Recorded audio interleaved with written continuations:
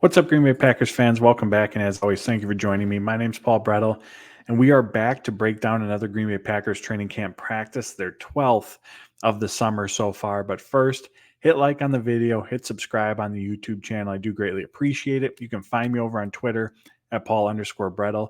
You can find all my work over at Packers Wire. So now let's dive into practice. It was inside today, inside the Don Hutson Center, because it was very, very rainy here in Green Bay, Wisconsin. Probably the most rain we've gotten all summer in one day. So practice was moved inside. The pads were back on after they were off on Sunday's practice. And as always, we'll kick it off with the injury report. So it was pretty much the same as it was on Sunday. David Bakhtiari, Tariq Carpenter, Lou Nichols, Caleb Jones, Tyler Goodson, Luke Tenuta, Tyler Davis were all out. Eric Stokes as well, who's on the PUP list. Innis Gaines was going through individual stuff on Sunday, but he was on the sidelines again on Monday. And the new addition to the injury report, unfortunately, was Kenny Clark. We were told by Packers PR that it was a back injury. That's all that we know at this time. He was practicing on Sunday, not on the practice field on Monday with a back injury. So Patriots come to town for Wednesday and Thursday joint practices. We'll see if Clark's out there at this time. Lastly, Jaire Alexander was participating in individual drills, but not in team drills. So again, that meant that Carrington Valentine, who we'll get to here in a few minutes, was starting with the defense.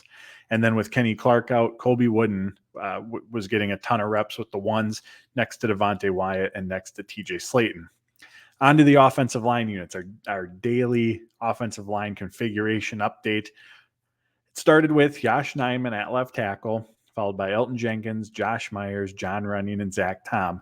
There were a few instances during team drills where there was a shakeup, some movement. Yosh would move to the right side, right tackle. Rasheed Walker stepped in at left tackle, and then Zach Tom was in for Elgton Jenkins at left guard. Trying to figure out, because this is obviously a new configuration over the last few days. In part, Rasheed Walker's played really well. Matt LaFleur said prior to practice that, of course, David Bakhtiari is going to be the starting left tackle, but Walker has earned those reps. And if we go back and look at the Cincinnati game, performed very well there in pass protection. And I also think that this is an effort by the Packers to try to get Zach Tom some guard snaps. My guess right now is that the starting offensive line week one is going to go from left to right: Bakhtiari, Jenkins, Myers, Runyan, and Tom. But if any one of those interior guys, Jenkins, Myers, or Runyan, suffers an injury, I think that Tom's going to get moved inside. Yosh will then take over at right tackle. And that's how they're going to handle that situation. So my best guess right now is, in looking at this configuration, is one, get Walker the reps. He's earned them. He's in his second season. He's someone that could be relied upon very heavily a year from now when there's some uncertainty at the starting offensive tackle positions, but also he gets some competitive snaps at the guard position, which he could be called upon at any time to step into if there is an injury. Next up, worth noting, Corey Ballentine. He's been the cornerback across from Carrington Valentine with the second team defense, pretty much going back to OTAs and most of training camp. But today we saw Shamar John Charles getting some of those boundary reps. He played really, really well against the Bengals on Friday. And perhaps this is a product, this opportunity he's got is because of that performance. He played primarily boundary during his time at Appalachian State. When the Packers drafted him, they moved him inside to play nickel. He hasn't been able to gain any sort of traction there, even with some lack of depth at that position over the years for the Packers. But now back on the boundary this summer, he seems to be hitting his stride a little bit. So perhaps there's some comfortability there for him. But that's worth noting. The back end of the cornerback room is a little bit uncertain. I think that I would still consider Corey Ballentine to be someone who makes this roster, especially if we look back at 2022. From really week 10 on, he was very much a core special teams player. He's been with the starting special teams unit in a number of different phases this summer, but nonetheless, this is something to keep our eyes on. Also saw Keandre Thomas, who last preseason performed really, really well, had a number of pass breakups, was a sound tackler. He got some reps with the twos today as well. For the second practice in a row, Anthony Johnson, rookie 7th-round pick at safety, saw some snaps with the starters. And before Sunday's practice, in talking with him, he said that he was even unaware on Sunday that he was going to be put into that starting role. Prior to today's practice, Monday's practice, Matt LaFleur talked about how impressed they've been with Anthony Johnson.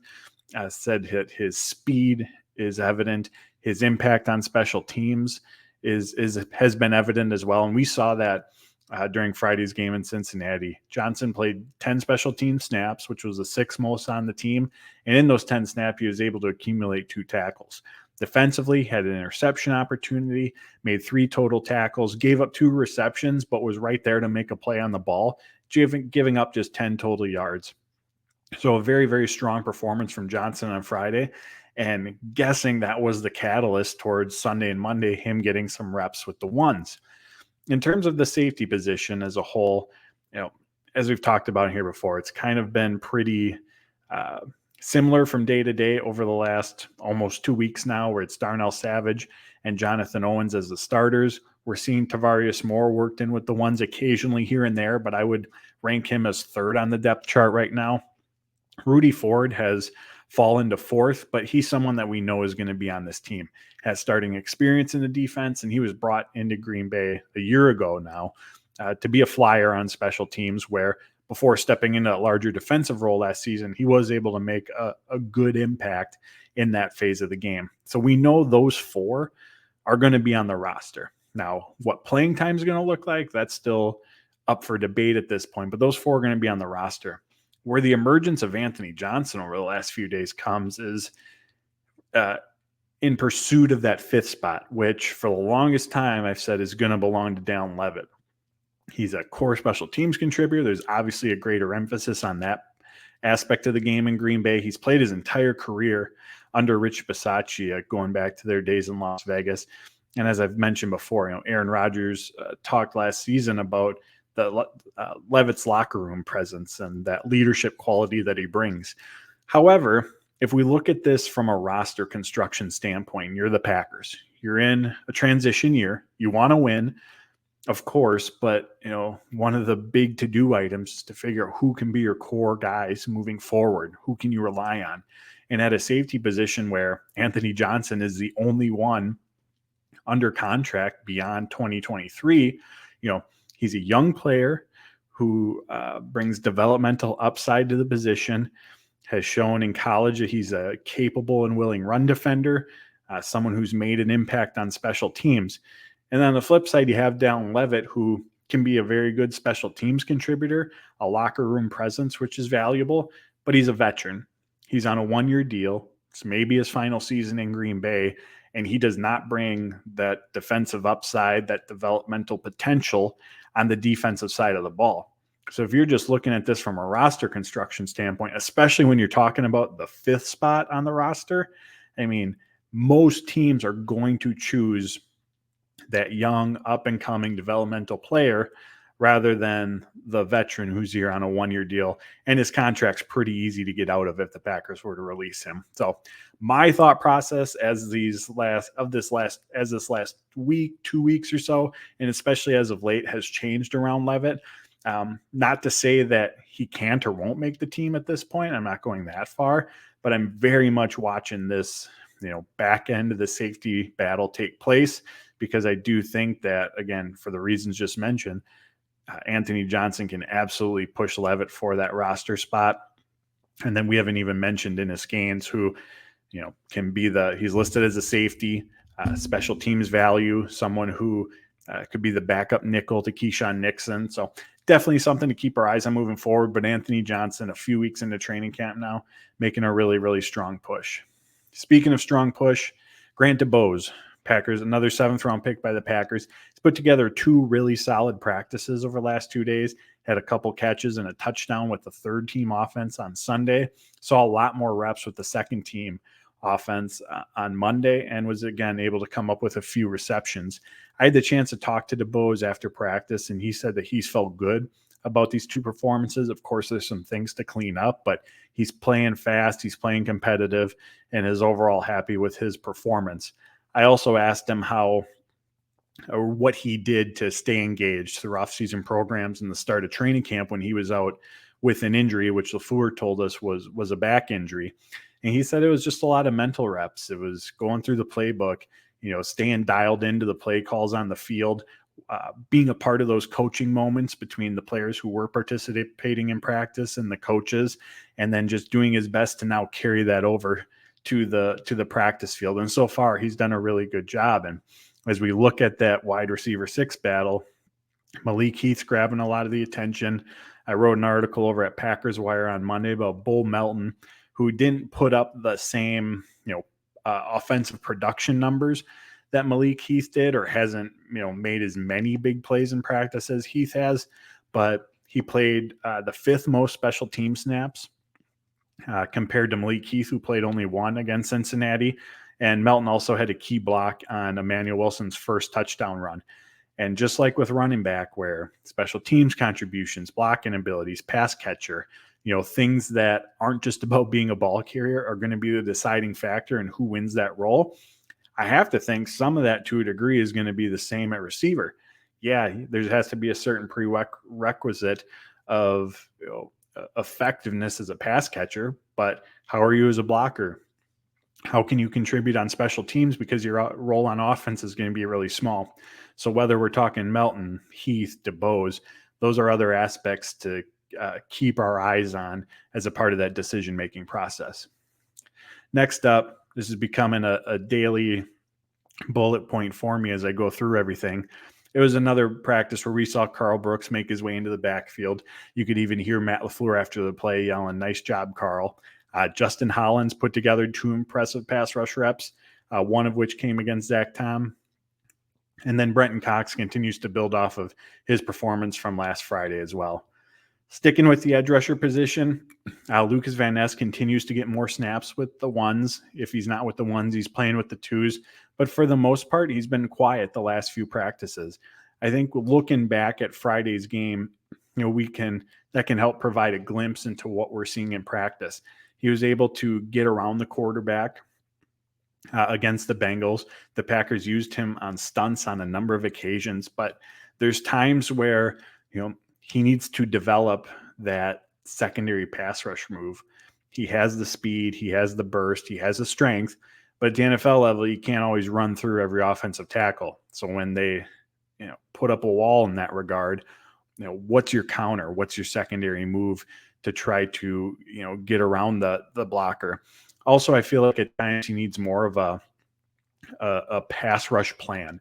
And to a degree, this goes to having a secondary move, but it just looks like he's going all out, doing whatever he can to try to get to the quarterback without a designed plan or path on how he's going to get there, how he's going to counter. So I feel that that's what I'm seeing on the practice field as well. And again, he's a rookie. Those are areas for him to continue developing in. Anders Carlson was back to kicking field goals. He finished the day 5 for 7 on field goal attempts. Both of his misses were extra points from the 33-yard line, and both of those misses went to the right. That's exactly what we saw during the Bengals during the preseason game against the Bengals. Extra point attempts and kicks to the right. Other than that, he was solid, and they had a number of kicks from 40-plus yards. He made one for 52 yards, I believe, during an end-of-the-game drill that I'll touch on here in a second. But 5 for 7, again, continues to ride that roller coaster of inconsistency. Even when Christian Watson isn't getting the ball, and I believe I highlighted this in my video after the Cincinnati game, you can see his impact and the way he forces the defense to move. There was one play in practice today where he just ran a go route down the left sideline, and the safety went with him. Romeo Doubs from the right side of the field was running a deep crossing route. He was able to get in behind the linebackers. There was a ton of room over the top because of Watson clearing that space out. Love was able to connect with Doubs for a big gain over the middle, catch and run opportunity. And so you just see that impact. And in the Bengals game, again, Watson and Doubs were lined up on opposite sides, ran crossing routes going past each other. The safety went with Watson in that situation. Romeo Doubs had one-on-one. Love found him in the end zone. You just see his gravity and the impact he makes. When he's on the field, defenses have to play differently. The spacing has to improve.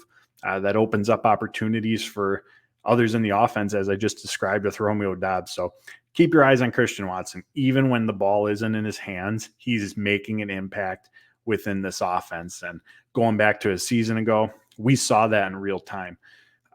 The first 9 weeks of the season, the Packers really struggled to beat defenses over the top. Defenses didn't respect the Packers' ability to stretch the field. So everybody started playing closer to the line of scrimmage. That condensed things and made the quick passing game that Green Bay relied on heavily more challenging. It made running the ball more challenging. But then all of a sudden, Watson has his emergence against the Cowboys in week 10. And all of a sudden, defense starts moving back. There's more space to operate in. Others have more room to make plays. So he's making an impact in this offense, even without the ball. And Luke Musgrave at the tight end position, I believe, can have a similar impact. On to Jordan Love's day. By my count, he was 8 for 12 overall. Really did a good job of taking advantage of the middle of the field, which has been very common, as well as the flats. His 4 misses were 2 overthrows, which have been a bit common, especially as of late. Romeo Doubs did have a drop. And then practice ended with Carrington Valentine picking Jordan Love off. A really nice play by Valentine, who just read the route, read Love's eyes, and jumped it, and came away with, I think, in a real game would have been a pick 6. With Valentine, he has not just been the most impressive rookie in training camp, he's been one of the most impressive players. And it's getting to the point where we have to ask ourselves, or the Packers need to ask themselves, how do we get him on the field? Obviously, they have a talented cornerback room. Valentine's primarily, or he has only played on the boundary. And that's, of course, where Jair Alexander and Rasul Douglas are. Keyshawn Nixon's in the slot. And we haven't even talked about adding Eric Stokes back to that mix. I'm not sure how the Packers go about getting him snaps. One potentially creative way to go about it could be giving Rasul Douglas some snaps at safety. And that's just not a totally out of left field opinion or thought from me on that.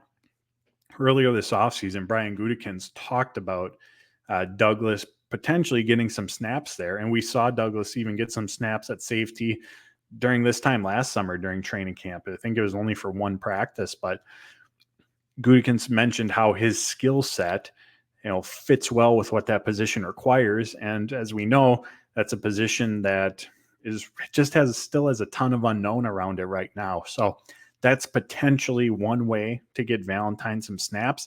Again, I've seen nothing to suggest that that's the route the Packers are going to go, but he just absolutely continues to make plays. In the situational drill, so as I was referencing earlier, Anders Carlson had the 51-yard field goal that he hit. The situation that the Packers offense had was there was 12 seconds on the clock. They're in the fourth quarter. They're down by a field goal, and they're at the opponent's 42-yard line. So the defense was lined up deep. Obviously, they wanted to prevent anything over the top. And they were also guarding along the sidelines. They even had the edge rushers out towards the boundary, again, to try to take away going out of bounds, keep the offense in bounds, let the clock run. So what the Packers did, they ran a halfback draw, gave it to Aaron Jones, ton of space in the middle of the field. He picked out about 7 or 8 yards, went down to a knee. Offense came running up, spiked the ball with 2 seconds left. Anders Carlson came up, hit the 51-yarder. The second team offense, led by Sean Clifford, came out, and he did a quarterback draw, picked up again probably 6-7 yards, similar to Aaron Jones. But the issue was the receivers with that second unit, they ran way too far downfield. So they had to hustle all the way back. Instead of spiking the ball, which admittedly would have been really close to the clock hitting 0 because of that extra time the receivers took to come back, Clifford ended up not spiking the ball, heaved the ball down the right sidelines. It was incomplete, and so the second team offense failed to take advantage of that situation. A few other observations from today. Love was using the hard count quite a bit, and this is something we've seen periodically here and there throughout the practices. For one, sounds really, really good.